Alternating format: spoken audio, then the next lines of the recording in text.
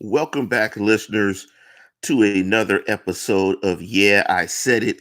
As you can see from my t shirt, the force is strong in my family, and I'm sure the force is strong in your family. Yes, I'm a little bit giddy because I did go see Star Wars Episode 9, The Last Skywalker. I urge you guys to go see it. It is a fantastic movie. So, big up to everybody out there that's going to enjoy Star Wars this evening. And before I jump into this segment of the latest segment of Yeah, I Said It, The Force is Strong with JuJu Smith-Schuster, I want to give a big shout out to my partners in crime. I want to give a big shout out to Jeff Hartman, the editor of BehindTheSteelCurtain.com and my co-host on the post-game show as well as the flagship show. The Standard is the Standard. I want to give a big shout out to the Oracle and fellow Star Wars geek like myself, Kylo Schofield, aka Dave Schofield, also known as the Oracle. And also want to give a shout out to the brother Schofield and nephew Kyle. Last but not least, want to give a shout out to who's bad? Brian Anthony Davis, hashtag Mr. 2AM, hashtag Mr. Just Take It, and Tony Defio. But the title of this particular show, and no, Gyro, I will not give out any spoilers on the program. Let's just say the Force, may it be with you. As I have my Force artifacts surrounded by me, got my Yoda mask, I've got my handheld Yoda, absolutely, got my Yoda, my lightsaber, and I kind of want to do this program with my lightsaber in my hand because the title of this program is The Force is Strong with Juju. Yes, that's what I mean. The Force is strong with Juju. What do I mean by that? When you look at the Steelers, at some point in time this season, the Steelers have had, to my count, and my count could be off, 6 receivers with less than 2 years of experience catch a ball this year. Now, let me go through some of the names. And there were a couple of transactions pertaining to the wide receiver position. Tevin Jones was released, and um, Amara Dorbo, excuse me about that, listeners, was signed. And so if you look at the names, you got Deion Kane, Tevin Jones, Johnny Holton, Jamal Kustik, Amara Dorbo, and Deontay Johnson. But of the wide receivers that I talked about who have caught a ball with under 3 years of experience, you've had Deion Kane, Tevin Jones, Johnny Holton, Jamal Kustik, and Deontay Johnson, and James Washington. So what I'm trying to say is that even when Juju ain't around, just like the Force, its presence is everywhere and all around you. Juju, in my opinion, is the key to unlocking the mysteries of the Steeler verse or the Steelers offense. Think about it. And I want to apologize for my phone ringing. That's the Force trying to dial in to make sure I'm plugged in. You can see the Force, my blade and my Force lightsaber. And think about it, right? In the game against the Buffalo Bills on a final drive, you had Devlin Hodges targeting Dean Cain. Riddle me this.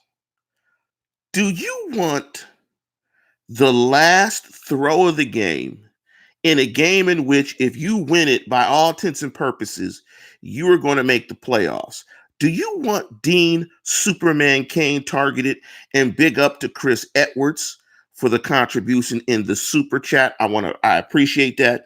And if you want to get your question up to the top of the program, we have the ways with the super chat. You can also like the video and you can subscribe to the show. We're pushing for 6,000. I know we're going to get to 5,000 by the end of the year, but we're pushing for 6,000. Dean Cain? Y'all think the force is with Dean Cain? You think the force is with Tevin Jones? You think the force is with Johnny Holton? You think the force could possibly be with Deontay Johnson? Do you think the force is strong in the Steelers wide receiver core? And the reason that the force isn't strong in the wide receiving core is because they have no experience. So in my opinion, for the Steelers to progress on this march to the playoffs, they need Juju back. They absolutely need Juju back. I think Juju is the key to unlocking this offense. Think about it this way, just from a personnel standpoint. And we're not even going to talk about how he can be utilized and used. But isn't Juju, Deontay, and James Washington much better than any combination of Cain, Jones, Holton, or Johnson and Washington? Absolutely. And thank you, Ron Chess. May the force be with you for hitting the like button.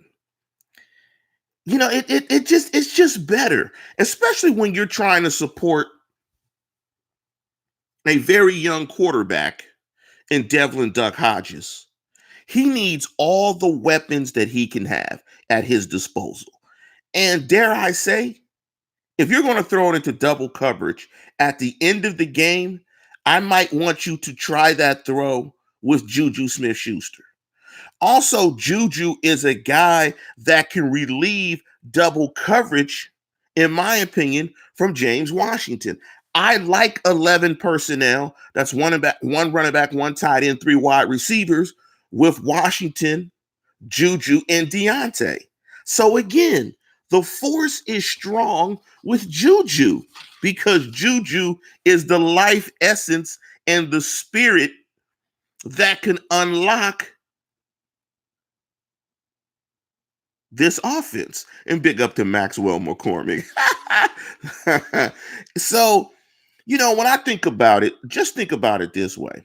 You can flex Juju out. You can play the X or the Z. He can play the Y. You could put a bunch formation on either side of the field with all 3 of those players. Juju has run after the catch. Deontay Johnson has run after the catch. James Washington is emerging. I like that wide receiver core going down the stretch, particularly with James Conner, Samuel, and White. I think those are the 6 best skill players that the Steelers can put out on any given Sunday in the last 2 Sundays of this year. And I think the Steelers are going to absolutely need both of those guys and all 6 of those guys, all of those skill players at their disposal if they want to go on the road, beat the Jets, and possibly have to beat the Ravens if it makes sense to get into the playoffs at that point in time. They need Juju. Juju unlocks it all. He keeps a lot of those rookie guys off the field. He keeps Cain off the field. He keeps Holton off the field. Kostick is on the practice squad. He won't get any snaps. Amara Dorba, he would keep him off the field. I mean, you need Juju back. And if Juju missed all these other games just to come back in this particular game, I'm all for it. They need all hands on deck. And again, the force is strong with JuJu Smith-Schuster. He is the key, in my opinion, in unlocking this offense. Also, I think if you can put Juju and James Washington to a side, I think it can keep a safety out of the box. So they're not running against heavy fronts and 8 guys in the box. So it can help with the running game as well. I think Juju is a player that the league respects. I mean, I'm sure his plate was pretty full last year and he ate, off of Mr. 3rd and 5th, but Juju made a bunch of plays. And I'm sure Juju has a bad taste in his mouth about this year. We need, and the Steelers need, a hungry Juju. You know, I mean, like Maxwell McCormick said, Juju's mere presence on the field Sunday will free up Wash and Johnson. It gives you three playmakers.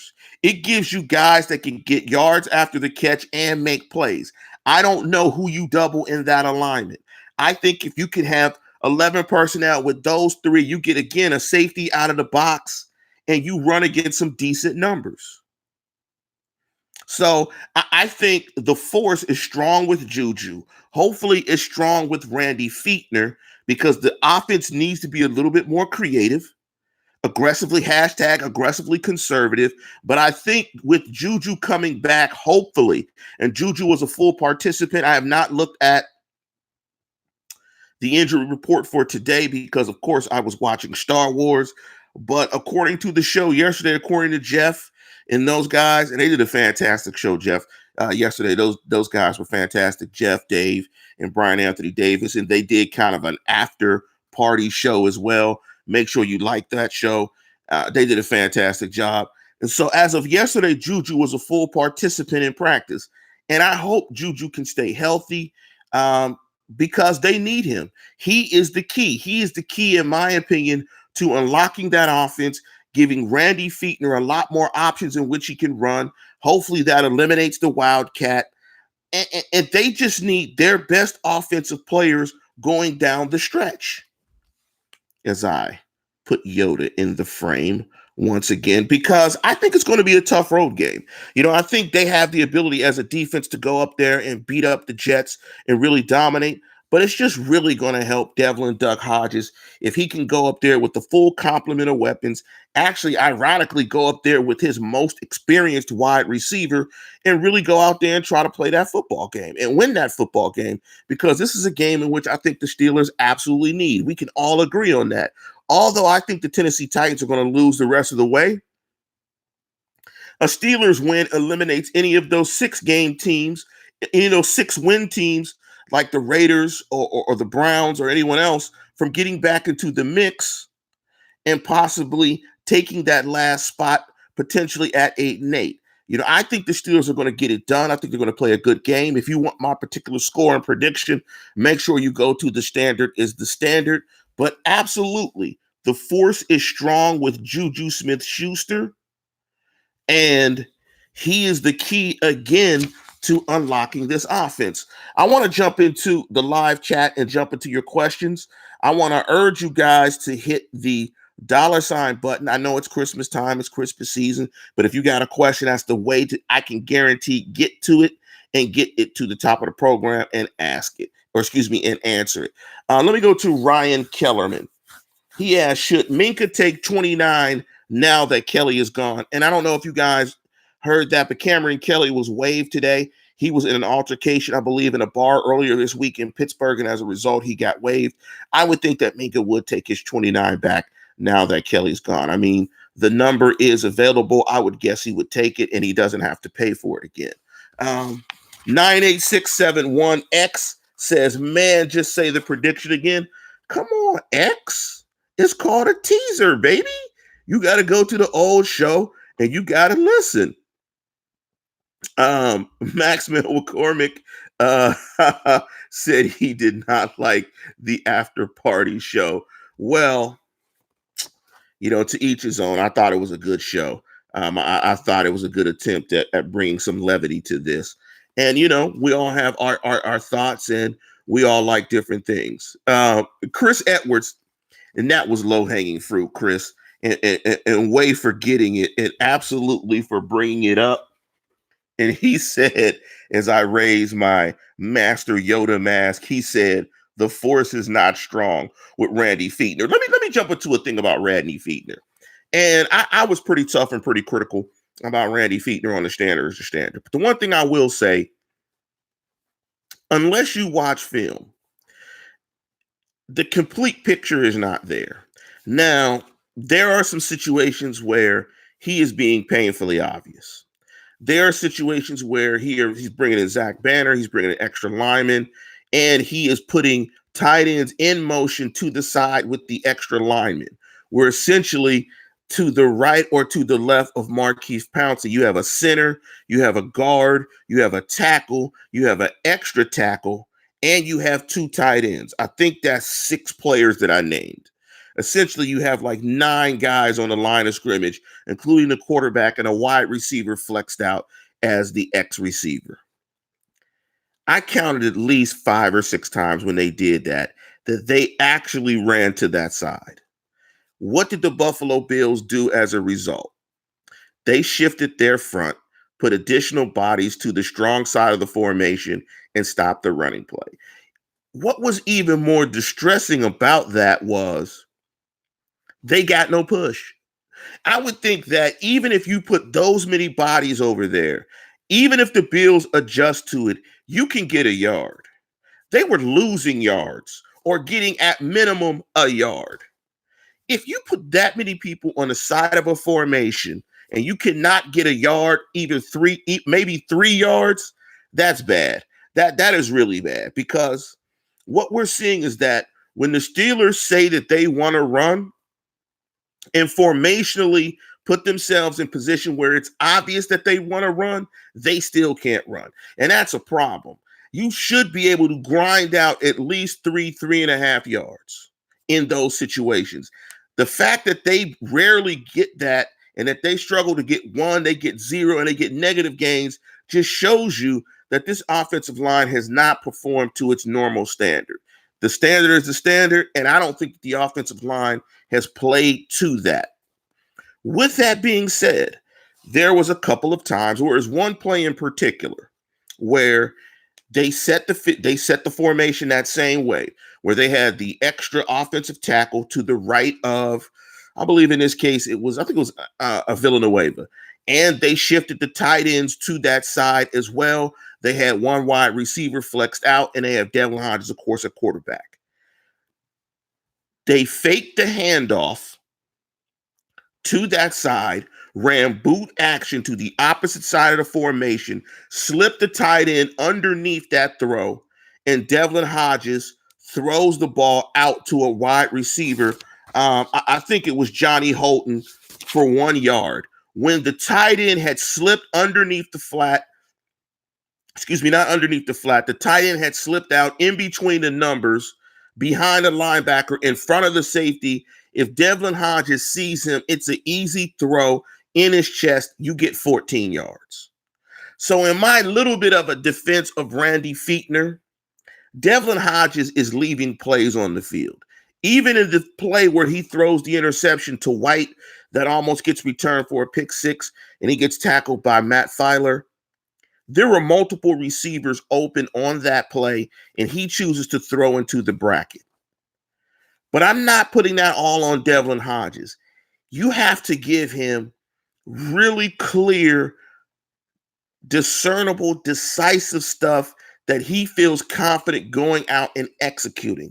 And this is where this comes full circle back to JuJu Smith-Schuster. You put JuJu on the field, I think he dictates certain coverages, and he can provide some clear and some more empty windows and clearer windows for Devlin Duck Hodges to execute and to throw the football. But let me jump into some more of your questions. You guys are blowing up the live chat.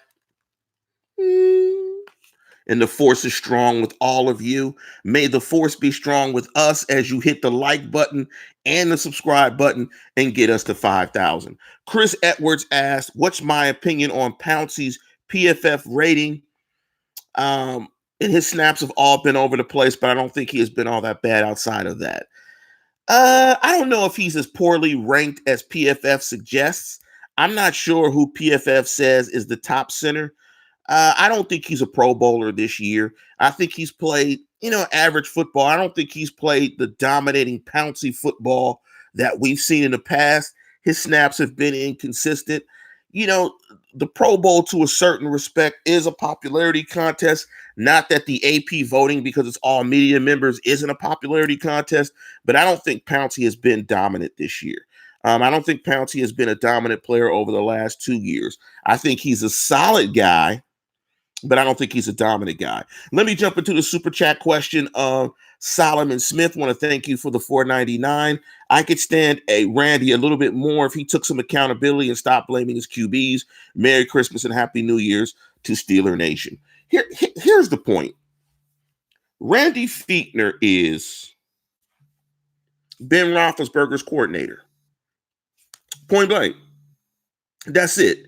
And he's good. He's good for Ben. He's Ben's guy. But, I'm not an advocate, and you guys have listened to me on this show in the past that, I'm not an advocate of throwing anyone under the bus. And I'm definitely not an advocate of throwing a very inexperienced player under the bus. I think that's not good business. I don't think you deal with it like that. Your status as coordinator is to get a guy ready. I mean, that's what you have to do. You have to get a guy ready. Let me update. We got another super chat, and the super chats are starting to come in here.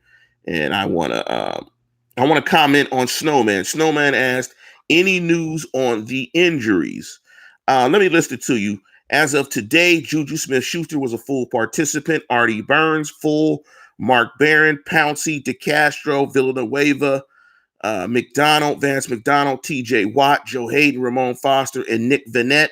This is amazing that at this point in the season, with 3 games remaining, of course, Sundays and 2 games afterwards, that all of these guys are full participants. I don't see anybody listed on the injury report as out or even questionable. So that's a fantastic news. It looks like JuJu Smith-Schuster is going to be back. Let me read you the paragraph from the article that while he may not be full strength, he's good enough to not to be listed on the status report. Smith-Schuster said he doesn't know what the plan is for him on Sunday, but he'll do whatever Coach Tomlin decides. His quote was, "I don't feel 100%, but I'm going to see what I can do. It depends on what Coach says. It's coming along. It's a process. The knee is kind of tricky. You don't really know you're a full go until you run at your full speed when you're getting hit, getting tackled. Hopefully I'm able to go this week and play. I think at the end of the game, when it comes down to me playing this weekend, it's a mental game. How strong can I tolerate the pain? It's a process I can take slow. Hopefully I'm out there with my boys." So that's great news. I mean, that's great news. That's even further evidence that the force is strong with JuJu Smith-Schuster. And I'm sure Ray touched his knee and gave some of her life force to JuJu so he could come back. Let me jump into another live chat. I hope I didn't miss one, but let me jump into my partner in crime, my fellow hater, Grayson Brown, and thank you for the $14.99. That's awesome. He said, "What up, Lance? Every loss is on the offense. The offense is coordinated so poorly. If I played defense, I would be mad. I'm tired of blaming players. Coaches got to coach to win. The OC is terrible." I don't really disagree. I mean, I thank you for that rant, Grayson. I don't disagree. I mean, I think the problem is the coordinator largely.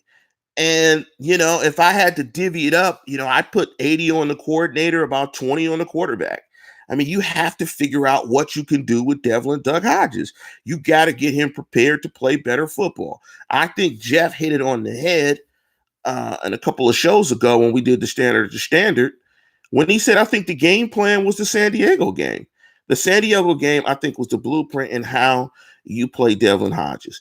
And they leaned heavily on James Conner in that game. When you look at James Conner getting the amount of touches that he did against the Bills, that's just not forgivable. And the fact that James Conner was averaging 5 yards a carry, but he only rushed it maybe 10 or 12 times, I mean, that's ridiculous. Maybe 11, because I think they had 15 total rushes, including Devlin Hodges' scrambles. Maybe he had 1 or 2. I mean, that's just unacceptable. Throwing it almost 42 times, that's just unacceptable. That's not playing to win. That's playing to lose. And what also it says to me is it ain't changing when Ben comes back. Regardless of whether the Steelers have a dominant defense or not, it ain't changing. He's Ben's coordinator. And they're going to do what Ben wants to do. And that's sling the ball all over the yard. Now, if that means the Steelers next year when Ben comes back get up and get leads and they grind teams out with the running game and it looks sort of like Bill Cowher-esque, then great. But I don't believe it. I don't trust Fichtner with Ben. I don't trust that combination.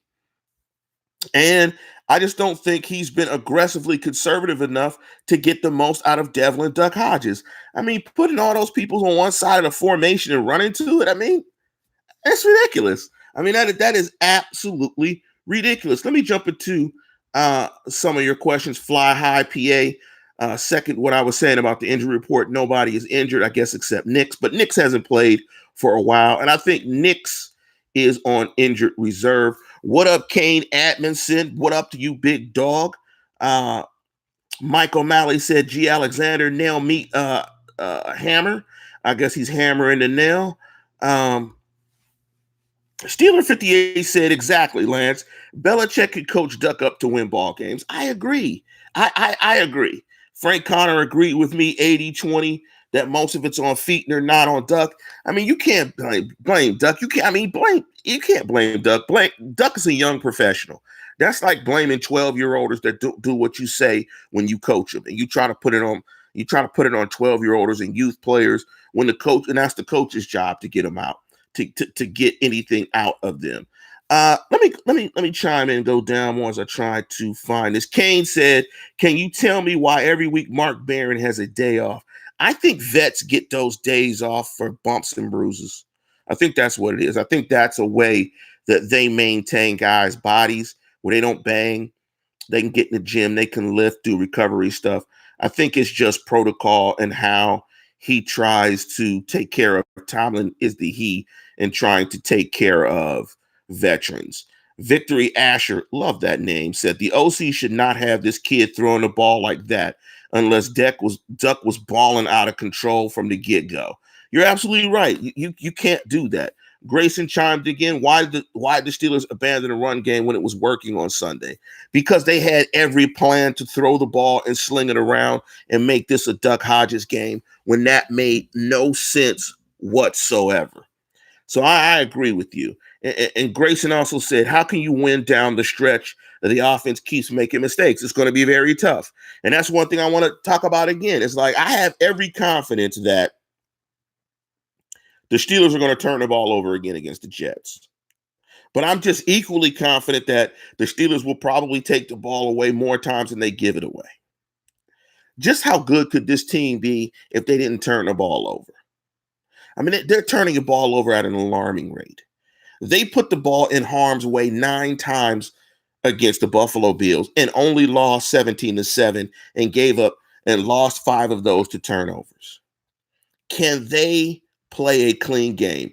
And to Captain Underpants, yes, I think JuJu can lift this offense because of what he will make defenses react to. I don't think you can cover the Steelers the same way with JuJu Smith-Schuster. He can provide some gravity in the offense to take away a safety, in my opinion, out of the box and take away double coverage from James Washington. I think you just put your best players out and you see what's going on. Frank Crocker asked Lance, are you nervous that this game could be a letdown? I am nervous. Tomlin teams are known for losing to bad teams. They're a bad team, though. Think about it this way, Frank. They're a bad team. And I say that because they have the potential to lose it to anybody. And anybody can lose to anybody, but yes. But we know this team is 8-6. But this team plays from a point differential margin of a team that is sub 500. When you average roughly 19 and you give up like 18, you're pretty much a bad team. The only thing that says you aren't a bad team is your defense and your record. But your record is the thing that matters. I think they know the fragility of this team and of themselves. So I don't think there is no letdown. They know that they can lose every game because of 2 things: Randy Fichtner and Devlin Duck Hodges. I don't think they go into games thinking they are better than anybody. I think they are singularly focused and they know that they are playing with a very small margin for error. Let me jump into a couple of more questions before I go ahead and keep this one short and sweet and end the show. And I want to thank everybody definitely for the super chat. contributions. Man, Grayson, thank you for that. That is really appreciated. But even more than the super chat, big up to Chris Edwards over in the UK. The force is strong with him. My guy from the UK giving us pounds, $2 in pounds. Big up to you. More than anything, we enjoy doing this show for you. And Yoda said, there is, do or do not, there is no try. We enjoy doing this for you. And the way that you guys can really help us really is by liking the program, like the program, like the program, like the program, and subscribe. And guess what? I am back at you tomorrow morning with the Steelers burning question. I think I'm going to do the burning question pretty early tomorrow. So make sure you guys check that out. I want to jump into a question here. Snowman, how many sacks do the Steelers get on Sunday? I'm going to go with 4. I'm going to go with 4 sacks. That's right. Big up for the UK, Chris Edwards. Let me go into a Grayson question. I talked about that, how I thought Juju can improve the offense. He gives you another playmaker. I think your coverages have to change with Juju, and I don't think you can double and take away James Washington. I'm not sure the position coaching sucks, Deion Murray, because defensively they don't suck. The defense is playing lights out. I think the offensive line is struggling, but I don't know if that's all on coaching. I think that's some of the in part of playing with rookie skill positions. You got rookie linebackers, rookie running backs. You got very young wide receivers. And I think that really has impacted the offense. But definitely, as Kathy said, Yoda, that's right. Yoda is right here. I got the green lightsaber. May the force be with all of the people in the super chat or the live chat. May the force be with Devlin Hodges. I got all these props today. May the force be with Master Yoda and all of the Jedi, in the Jedi Order. Big up. I think the movie was awesome. No spoilers. Make sure you go out and see it, and we can talk about that as well tomorrow. Big out to Ray Olivares. And 98671 is right. The Jets lost to the Bungles. I mean, they lost to the Bungles. So I'm not taking that for granted that this is a game that the Steelers can go easily win because they have an experienced quarterback playing. Take care of the football, run the football, be conservatively aggressive, and go out and win this game. But with that, we're going to conclude the program. And as always, tune in, tell a friend, and subscribe.